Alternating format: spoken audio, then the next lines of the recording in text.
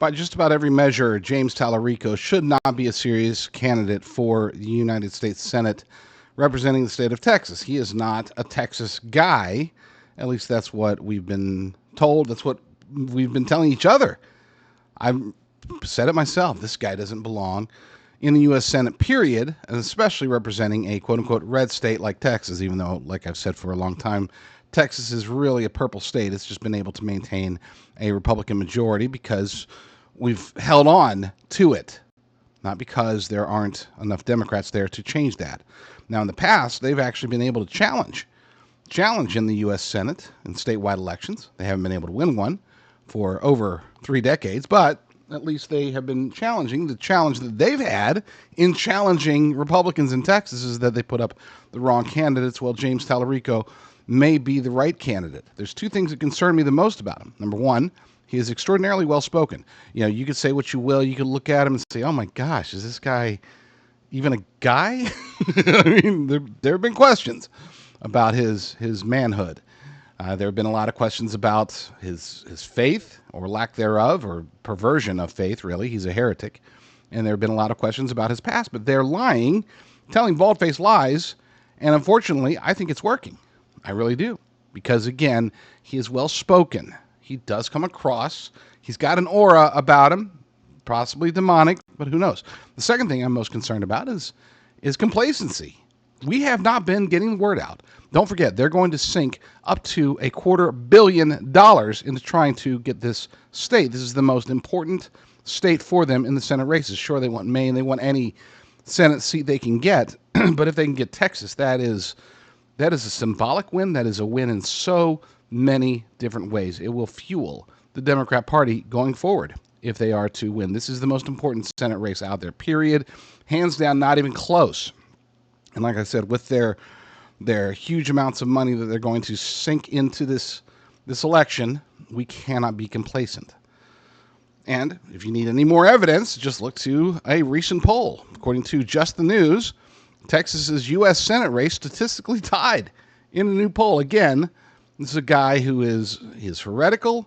He is trying to fight his image of being a vegan, trying to fight things that he said about transgender kids, things that he's done in the legislature in Texas. He's fighting it all. But here's the thing. Don't underestimate the ignorance of voters. With a well-spoken candidate, with a lot of money behind him, you can erase almost anything. Maybe not for you, maybe not for me, but you and I don't represent a whole lot of the electorate. According to the article, the Republican Party will hold its first ever midterm national convention in Dallas in September as Texas U.S. Senate race is statistically tied. Political analysts and 2 new polls indicate the Republicans have a very real chance of losing the Texas U.S. Senate seat in November. The last time Democrats held a statewide office in Texas was in 1994. Democrats could regain control of Congress as historically the party of the incumbent in the White House loses seats in Congress in midterm elections. There's so much at stake here, folks.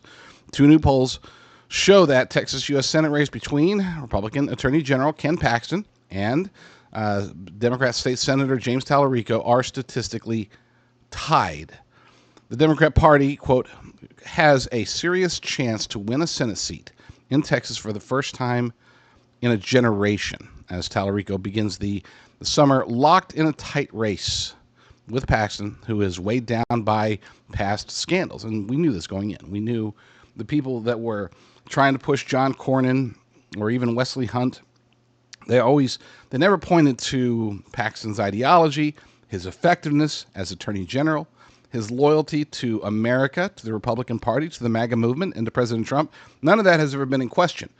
But he has had some scandals. He's had some personal scandals. He's been attacked by the Republican Party in his state because, for those who don't know, the GOP in Texas is not your what you would expect from a state that, again, is considered to be one of the strongest red states. It's not, statistically speaking, as we're seeing from this poll. And as far as the GOP itself, it has been very rhino-heavy for a long time. It's one of the reasons why I've been very supportive of Allen West, who has done everything he can in various roles in Texas to try to set him straight, but even he Found it very challenging.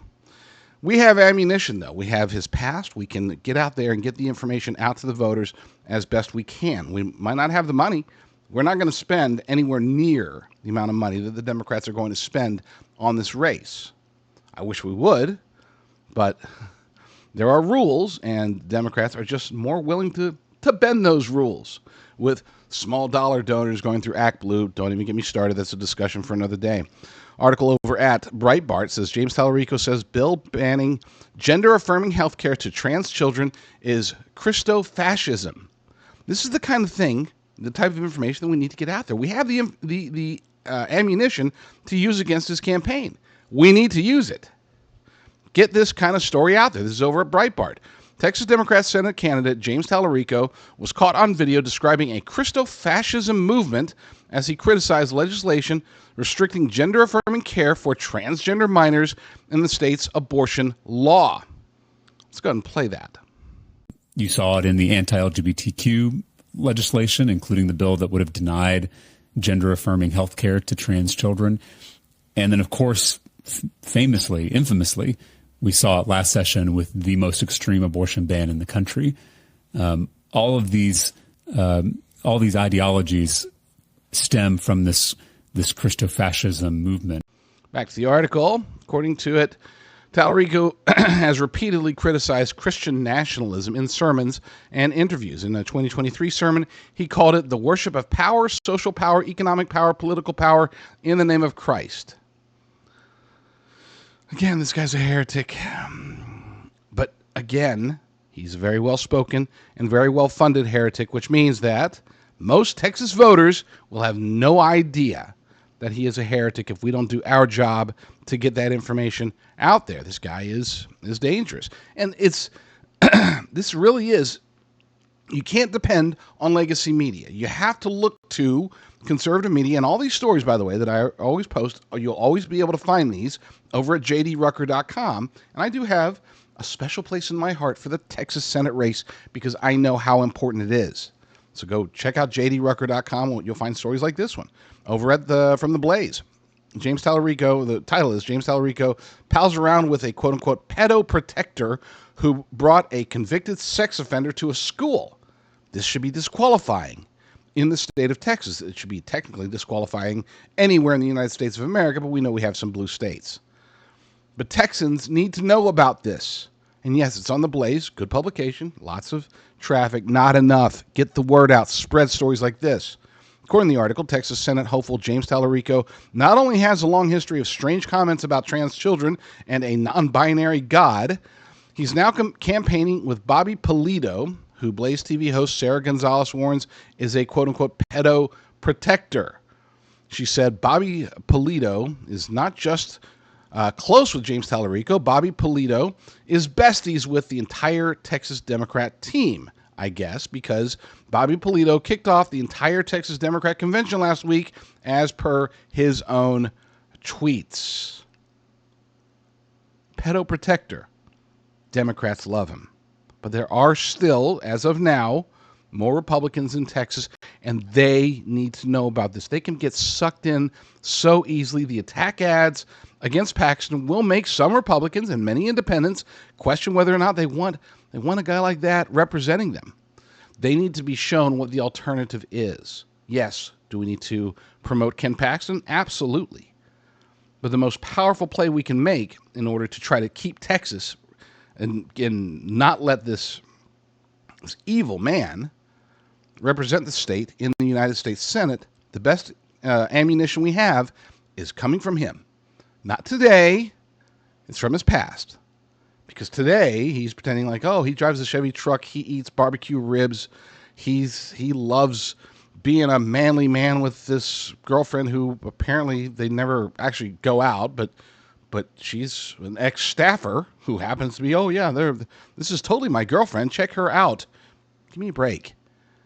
But don't underestimate, I can't repeat this enough, do not underestimate the ignorance of voters. It is up to you and me to get the truth out about James Talarico. Stay out of my territory.